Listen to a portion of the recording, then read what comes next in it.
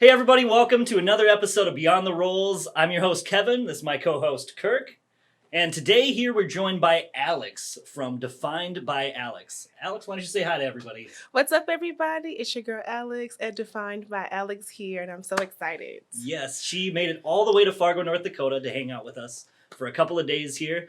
And here we go. Here's our podcast. Welcome. We're glad to have you. Thank you. I'm happy to be here for sure. Yeah, we're happy to have you. I hope you're liking the weather outside. It's like 90 degrees outside. It's pretty terrible.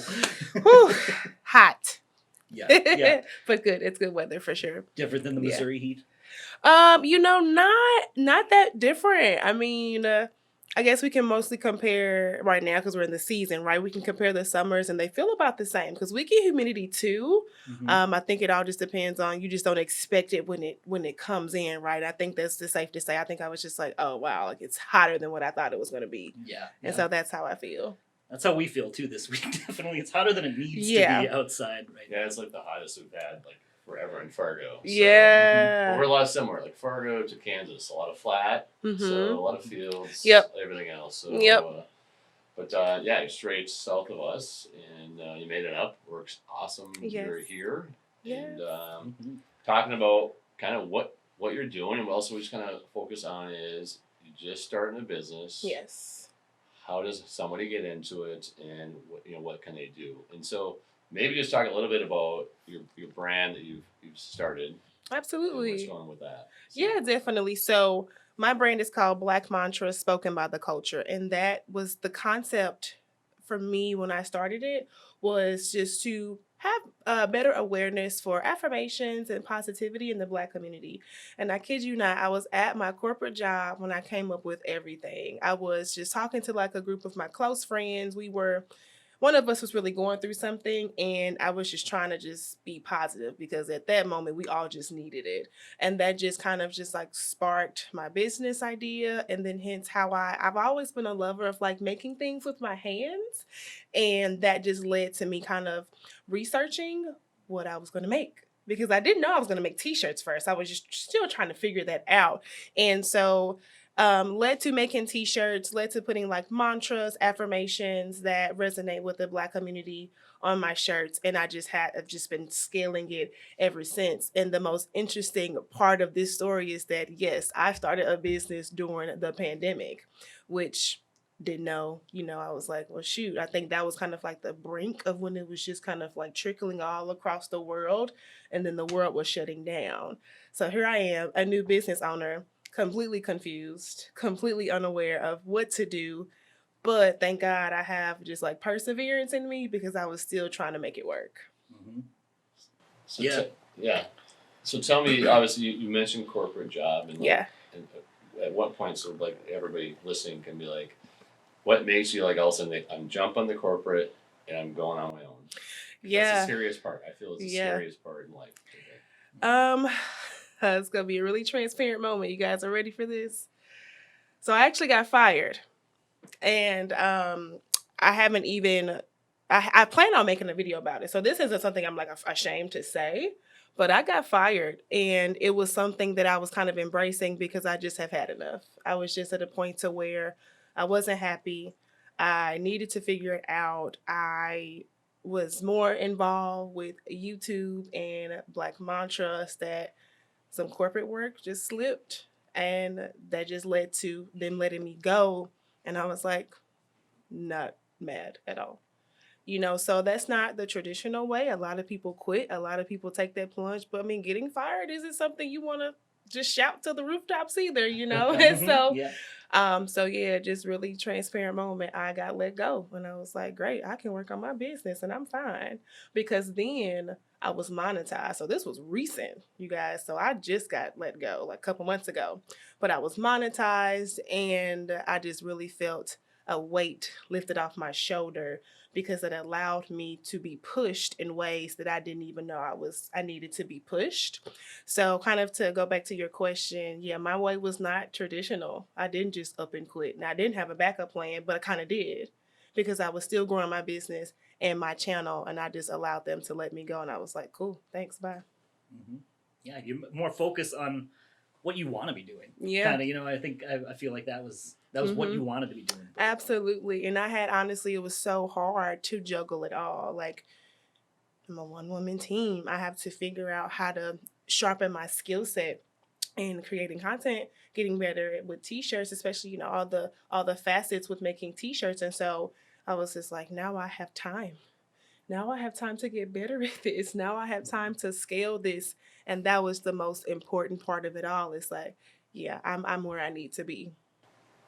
I think obviously the corporate how you get out is different for everybody, and sometimes it's just that point of call, like, yep, this is my calling, this is where I'm going to go. And sometimes it just takes that shove, whatever way it is, to get out there and do it. And that's awesome as far as, you know, now look at what you're doing, and we'll talk like your subscribers, 1K around March. Yeah. And now I just looked, it was 7.7K. Yeah. You know, so that's phenomenal. Thank you. Seeing how you've just been growing and blowing up on that side of it is great. So, Thank you. I feel like you're making a larger impact in this job than, you know, just sitting, I don't know if you're just behind a desk or whatever, just a number cruncher. Yeah, you know, I was a consultant. Yeah, I was a consultant, and a part of my job was traveling, which I love, but then COVID stopped that. So how it came about, honestly, and just it all happened at the same time, I feel. COVID, my business, interested in YouTube, thinking about a channel at that time, I was just thinking about it. Now I actually, you know, executed it later in 2020, and the job had not slowed down. I mean, just was the nature of being a consultant. It was fast paced, but I stuck with it, and I did a lot of filming on Saturdays. It got to a point to where I told my friends, y'all, I have to do something.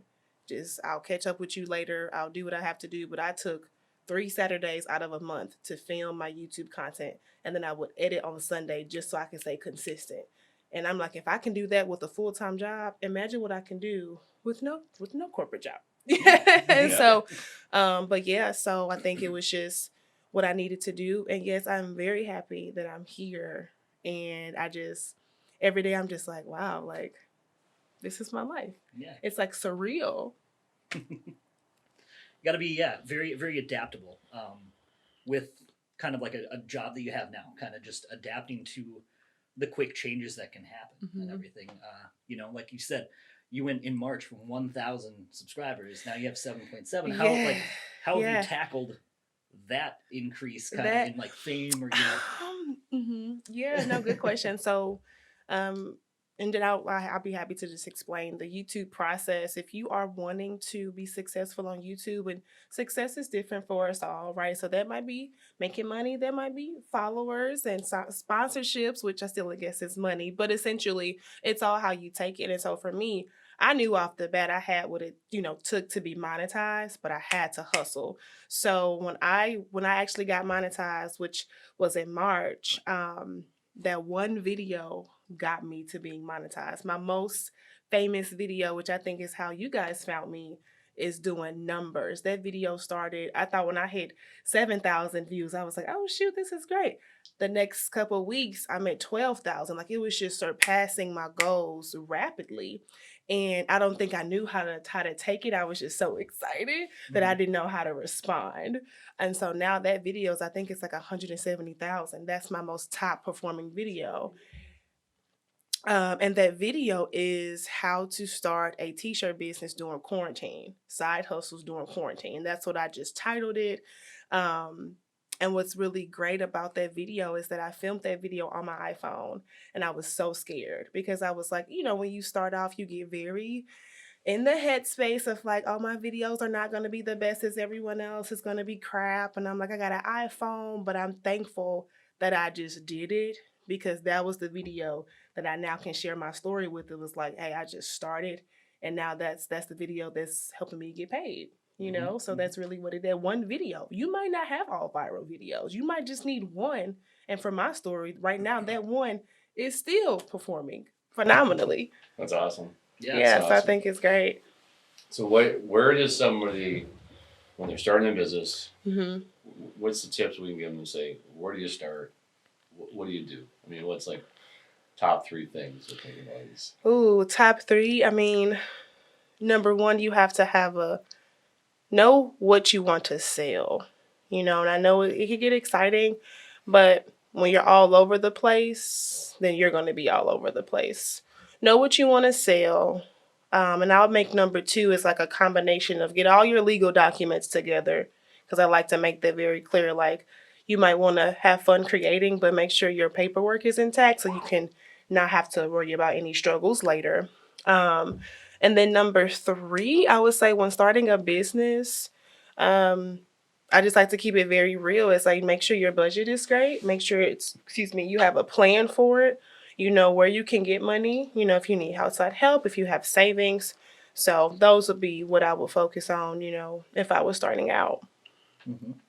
So those are the tips for think about what equipment would you say, here's what you need to make sure you have when you're starting a business. Oh, yeah. Okay. Yeah. So let's just keep it for heat press, so specific to heat press, make sure you know what t-shirts you want to sell. I will order a couple of them at a time just to compare. Like, I think I ordered Bella Canvas, Gildan, at that time, Ultra Cotton, and I don't know, maybe Next Level or something. So I kind of just gave myself a variety of what I wanted to use. I chose Gildan because I was on a tight budget and that was the cheapest. And so I went with Gildan. And then a heat press. Know which heat press you want to use, do your research, because that's going to be, of course, the main part of your business. You got to make sure you have a sturdy, durable heat press. At the time, I bought mine from eBay because it was in my budget at the time, but it still works to this day, but it was just what I thought of, what I had to start with. And then what, vinyl cutter are you going to use, which is either Cricut or Silhouette, as far as generic store brand, basic level vinyl cutters, not being more commercialized and industrial. But those would be what I would say, what you have to start off with. Oh man, you gave me 3, but then I have to say vinyl. Okay, because it's can I do 4? Yeah. Because I'm but then you need your material. Yeah. So I would say choose where you want, of course, get your vinyl, what type of vinyl you're going to be using. Know all the ins and outs about your vinyl, because if you're going to just do words, you got to know what vinyl do you use to achieve that. Are you going to use just graphics? You have to know what vinyl you need to know to use that as well. So it takes a lot of research. People don't think about it, and I think what gets a lot of people, as they say, people who make it in their business and those who don't, is that you have to continue to be open to try new things to see what's going to work for you. Mm-hmm. Yep. I always say, I know I brought it up multiple times in this episode, but there's always a little mantra, if you will. I guess it's a lot of people operate under the ready, aim, fire. Yeah. Thing. You ready, aim yourself, and then 2 years from there you fire. A lot of entrepreneurs, a lot of people that we bring on here, always seem to have a very similar mindset of ready, fire, aim. Kind of, what I mean? Just go out, you do it. You learn. I mean, you're gonna fail. There's gonna be times where it's not gonna go the way you want it and stuff. But the important thing is that you tried that, you learn that, and you learn from it.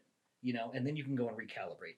And then Absolutely. the next time you're ready. Absolutely. And stuff, so. Absolutely. I mean, I agree with that. I think that's actually a perfect way to describe it, just because no one's gonna always know. No one is gonna always know what it takes to do something unless you just have a really bomb mentor. And they, of course, lead you into the right direction every time. I didn't have a mentor. My mentors were YouTube, right? So I looked on YouTube a lot to see what I was going to do for my business and just go from there.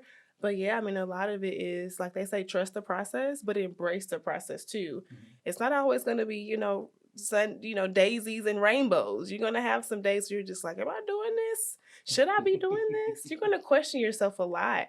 Mm-hmm. But I mean, a part of the process is that on the other side of that, it's going to be so rewarding. So talking about, obviously, you say highs and lows. Should I do this? Should I not do this? Yeah. How do you get through? Obviously, we know entrepreneurship's peaks and valleys. Yes. When you're down in the valley, how do you kind of keep that mindset of going forward and I can do this? How do you get out of those? Because obviously everybody thinks about that. They get down those lows and they're they just stay there. And we just think, how do we get out? Yeah. I do a couple of things. I know I disconnect from social media. That's really important nowadays. A lot of people like to put their wins on social media, which, there's nothing wrong with that. But that can taint a new business owner thinking that they always have to have what they see everyone else have.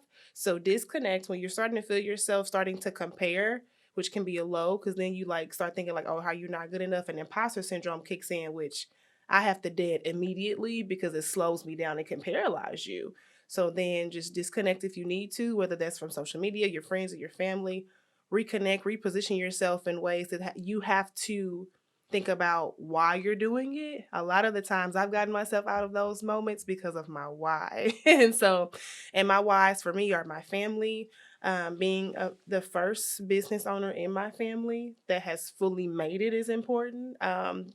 Being a woman business owner in the area that I think that is very male dominated. No offense, but I just think that. So, and then also being young. I'm a millennial. I'm like, I'm not doing the traditional work. So thinking about how I am pioneering in a way for myself are just constant reminders of how I have to keep going, because I don't realize how many people, like now these 7,700 people are now looking at me. Plus, family and friends too. So probably the worst critics are your family, but it's on you when you review videos, everything else. No, I mean, to be honest, I'm my worst critic. I think all of us can say internally we are our worst critic, because they might think we're doing a phenomenal job because they've never filmed a video. They've never talked in front of a camera with no audience. Like, you're just literally talking to yourself. So I think I am for sure. Yeah, true entrepreneur is, yes, you are your worst home critic. Yes. So, yes. Sometimes.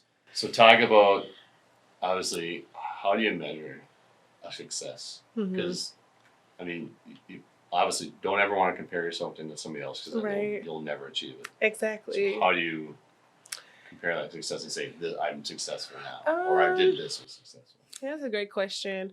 I think for me, how I measure success is knowing that the amount of avenues I've tested to scale a business, or like, my YouTube channel, which I consider still a business, and what I've done to know like what works and what doesn't work. Because now I'm in the mindset of I can't just go hide in a corner when I don't get a sale. I have to think about, okay, well, they don't like that. Let me try something else. So I think now I'm thankful that I have this mindset, because I didn't always have it. I wanted to always just quit because I was just like, shoot, I'm not doing this right. But now I'm just like, okay, no, they just don't like this mantra or this design. Let me try something else. Yeah, always just being open to try something that can work, because like once you get something to work, run with it. Run with it and enjoy it. And that comes with the focus. Obviously, I like how you say is stick to things you know and what you want to do, and don't try to be everywhere, because then your audience thinks you're everywhere and they're never gonna exactly. Yeah. So. And I like to use that as a segue, as an example, if I can, because I'm also trying to see what content is going to hit, more for me. I recently had a clothing haul, just something like cute, whatever. I just wanted to do it. That video performed terribly. And I was like, okay, well, it didn't do well. Will I do more? Maybe. Do I need to give that video more time? Maybe. I'm not going to take it down. But then now, watch when I post a video about t-shirt making and business. I just know it's going to do well. So I just know. But I just was just trying, trial and error for a lot of things. Yeah, I suppose, a lot of the content, it's got to be based on, what are you getting for feedback? What are people wanting to know? What are you wanting to let people know? Yeah. And everything. And that can definitely change. Absolutely. Yep.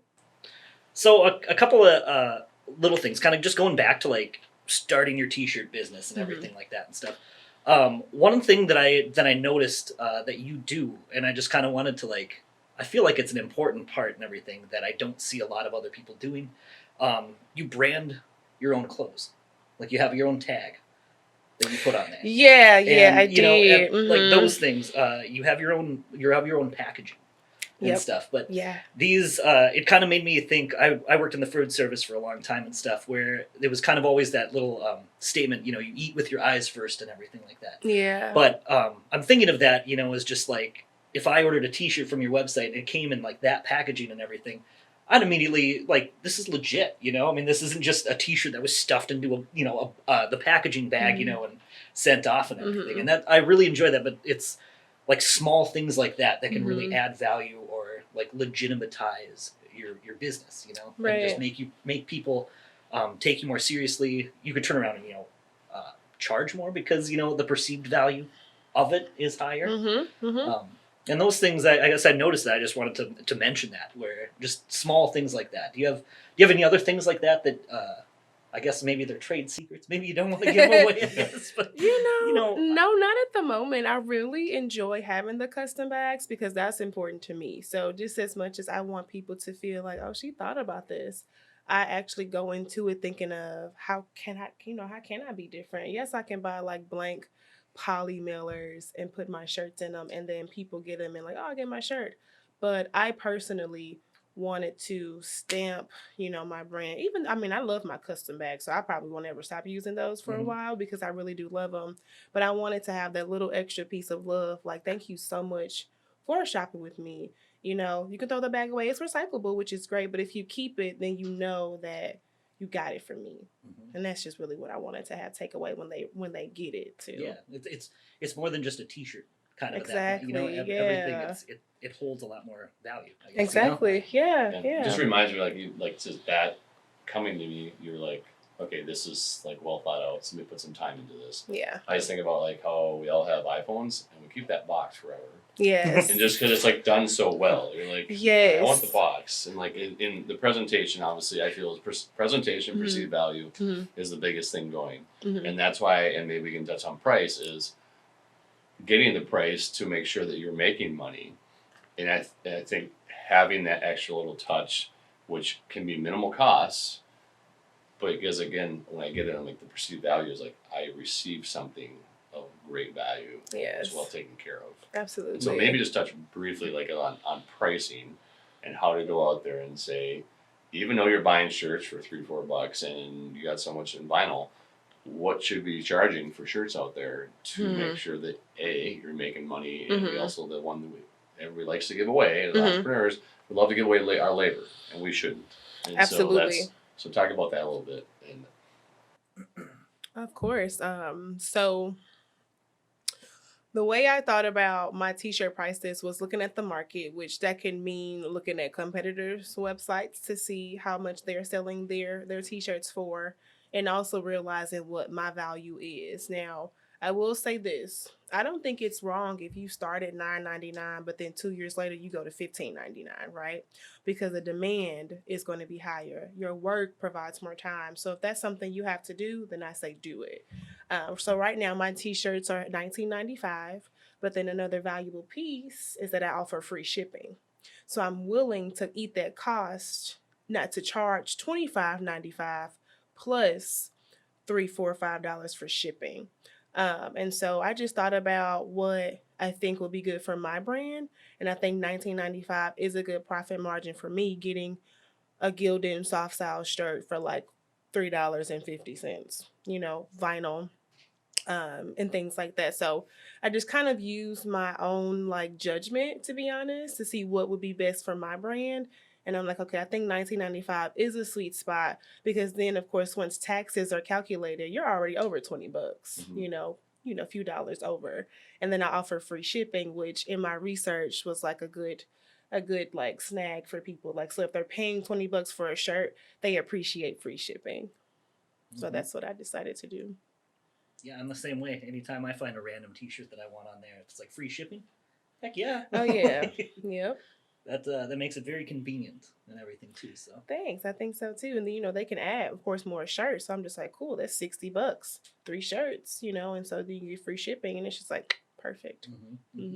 Obviously, something to keep in factor is obviously shipping. You make sure to keep the costs, and that can be a high cost. So obviously, I always tell people when pricing, make sure they figure out, it's like, okay, if I'm gonna get free shipping, make sure that there's still margin and everything else in there for yourself to make sure that you're still making money. Yes. So obviously, we don't like to work for free. Entrepreneurs sometimes they do that a lot, and then they don't have anything for reward for that. So again, obviously, I feel your stuff. Like if you were to say $25 or $24.99, I'd be like, it's great. It's a nice, very nice product. Yeah. And again, perceived value, how it's packaged. I've bought shirts for $25 and gotten them way less. Yes. Packaged or nice than anything else. So I just think about how the presentation is very important. Yes. There we go. Awesome. All right. It looks so nice. She did such a great job.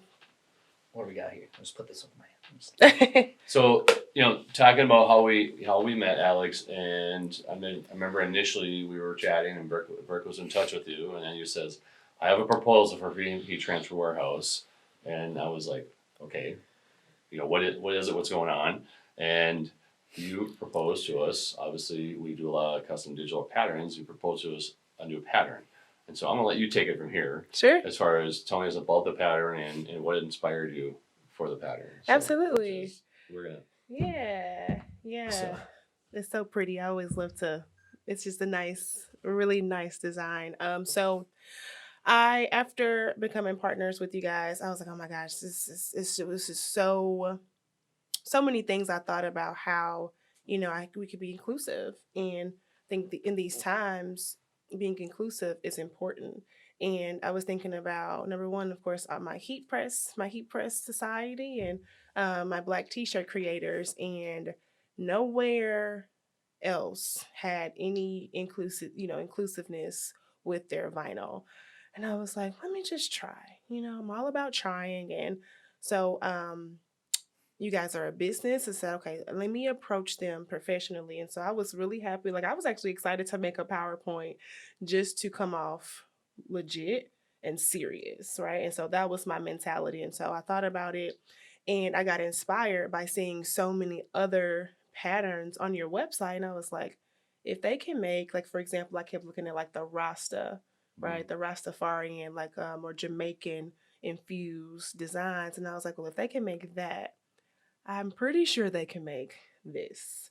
And that's just what it was. And so I had grabbed some other like designs I had seen from other people's t-shirts or t-shirt websites.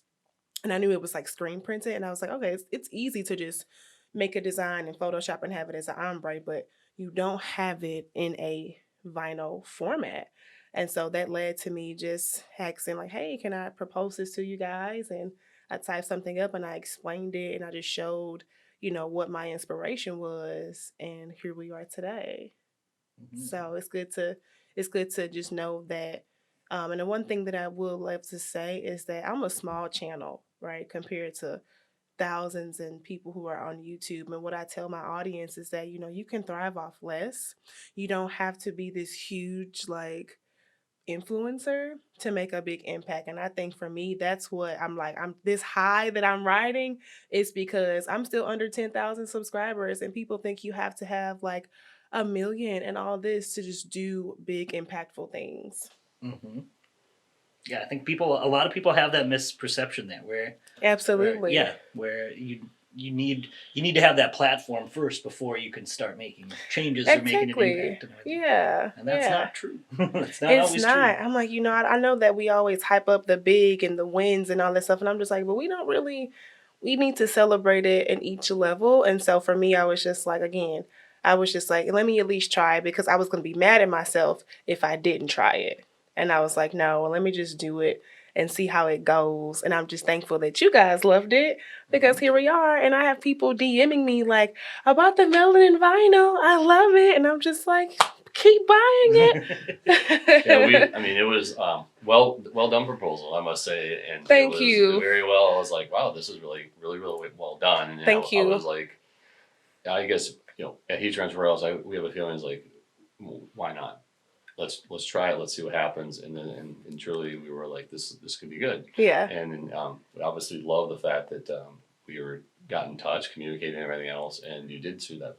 Send the proposal over, and this is where we are today. And obviously now you're in Fargo and visiting us. And, exactly. Things have accelerated and all that. So, but we're excited about it, and happy the relationship we're going where it's going. And so very fun, and we look forward to things that what else we're going to be doing. So I know, like, my wheels are spinning as we speak. You guys have no idea how much I'm going to be writing up tonight. Awesome. So these are stock patterns for us, I believe. Yes, they are on our website. They are available in an HTV and a PSV format, I believe, too. And both patterns as well. Yep. This one's just kind of a more solid. What gradient is that? What you'd call? I don't know. I don't know my words. This is more gradient. This is more gradient. Thank you. And then this is like stripes. Thank you. There we go. And pressed on something, it's great. It adds a lot of cool, just I don't know how to describe it. I just think it just adds a lot of dimension. Yeah. It's not always like, say, for example, if it was just like one shade of brown, yeah, that's cool. But then like people get up close and you see all the shades. So I think it was just the dimensions that were just important to just showcase. I'm like, okay, yeah, this, like people are going to automatically like resonate with like skin color. And that's what it was important for me. Yeah, I like it. So bouncing back, we'll talk business again as far as you think about like a lot of people want to come out and they're like 1,000 designs. I gotta have everything. I gotta think everything. And tell us. I mean, obviously, that's not always how it's going to work, is it? It's not. No, it is not. I mean, ideally, you want to have all the ideas that you imagined for sale, but it gets really expensive very fast. And I ran into that very fast. And after I sold a few, I've had to discontinue some just due to my budget and how I can scale what's selling. And the good thing about selling a lot, or one mantra, is that at least that's selling, so that's going to continue to sell.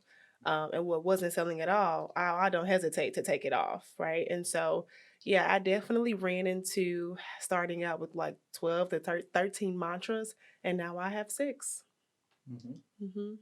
So sometimes less is more. Absolutely. Stick with what kind of hearing what people would like. Yes. And obviously, you throw a design up, see what happens, give it a try, and Yes. talk about like a new design. You scale it down. Now we're efficient. We got 6, and you want to throw a new one out. What kind of timeline should somebody give to like say, hey, I promoted, I did this, it sells, or obviously you're going to see sales, or you say, nope, it's not selling well, let me just discontinue it. So. I wish that was a simple answer because, as you guys know, we're in the world of ads, right? So if you're running ads for a new design, number one, you have to come with a really great ad creative and ad strategy. And, some people can see sales within a day or two, but then it goes back to the budget.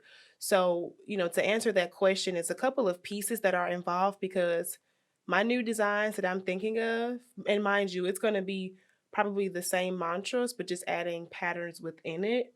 I have to think about how am I going to put that into my target audience for those to sell. I might run ads for like 2 weeks, but if I don't get a sale, I'm going to probably pull it because I have to probably like pivot and think about, okay, who am I targeting to? Let me look at my numbers and analytics. So I think that kind of ties into your marketing strategy because that plays a big part of what's going to sell fast and what isn't.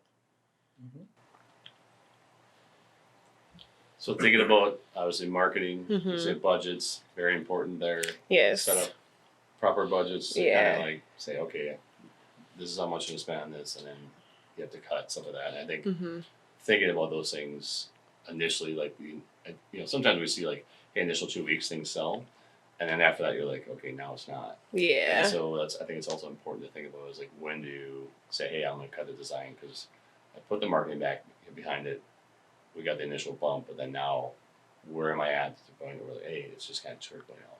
Absolutely. A lot of things can be seasonal. I might can bring a design that I once discontinued back because I know someone has bought it before, but I look at it, well, if only 2 people bought that one, and then now I have people asking me, oh, what happened to this? In my mind, I'm like, oh, well, no, you should have grabbed it because, not to say they should expect me to take them down, but it's also like as a business owner now, I think about what's working. And if the design that you now want to sell isn't there, then you should know that didn't work well for my business then.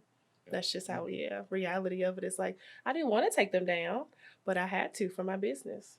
So failure is learning. And, yes. And obviously, when you get one that hits, you make sure you keep with it and stuff like that. Absolutely. So obviously not everything is going to succeed. And that's, I think, part of going through business is like learning, like, not everything's going to be okay as far as that design is going to hit. Or like, you think it's the best one. Yeah. And yet, nothing happens. Yes. And I will say I've actually ran into that. In my mind, I thought I still sell it. I thought one mantra was going to be better than the other, and I was completely wrong. I was like, well, all right, it's selling. But I just thought it was going to be something different. So you run into that, and that's the part of the trusting and embracing the process of like, don't be, and a big thing too. We all know we have to pull out our emotions when it comes to running a business, which is not always easy. But yeah, like my design that I loved was not a good seller, a top seller, and I was just like, huh. Well, I'm just happy something is, and that's just what I just embraced. Mm-hmm.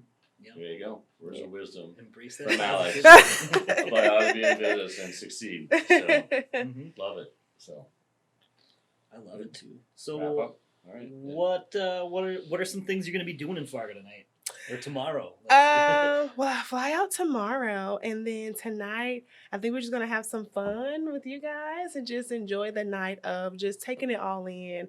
My friends and family have been blowing up my phone. I'll probably wrap up because I've been vlogging too, so I'll probably wrap up the vlog at the hotel. But I've just been enjoying the moment because even as a creator, like sometimes you don't want to pick up your camera. Sometimes you just want to enjoy it outside of it because you get to retain and just collaborate and have so many things. And to be honest, you want to leave your audience guessing. So like they know I'm here, but they don't need to know what I talk to y'all about all the time. And I'm just being honest. So that's good. So I leave a little bit of mystery because it's like, you guys know I'm bringing in some good stuff. So I'm not going to show it out to you right now. Yeah. I like that. Yeah. Love it. Obviously, yes, we're happy to have you here again tonight. We're going to have some fun. Obviously, barbecue and everything else. Yes, we're yes. hanging out. So I appreciate you being our guest at Heat Transfer Royals and also Beyond the Rolls. Thank you so much. Yeah. Thank you guys so much for having me. I'm loving it here. All right, everybody. All right. Well, that's our show. That's our podcast for today. Again, thanks for joining us, everybody. Kirk, thank you. Thank me. Alex, thank you. Defined by Alex. Alex, do you want to tell everybody where we can find your social media? Sure. Buy your shirts, everything like that? So you can buy my shirts at blackmantras.com. It's just very simple. Black, BLACK, mantras, MANTRAS.com. I am on Instagram at Defined by Alex. So that's no underscores or anything. You just type it out just the way that I said it. And also on YouTube, Defined by Alex as well. Mm-hmm. We will have those links below in the description. Don't forget to like our page, subscribe to our podcasts. You can hear everything that's going on. Stay in touch with the latest. That's it. Everybody have a great day from out there. See you later.